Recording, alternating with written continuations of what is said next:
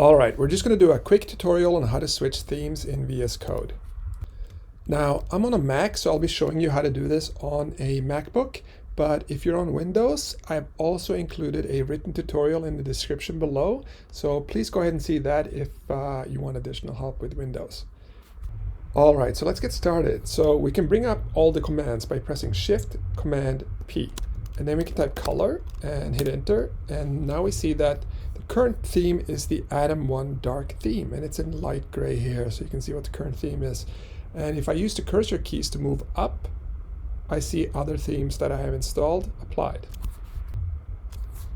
Now, if I go ahead and hit enter, like this new theme will be applied. There's also another way of selecting themes, which is Command K, Command T. And I'll go ahead and go back to my Atom 1 dark theme, hit enter, and now I'm back to where I started.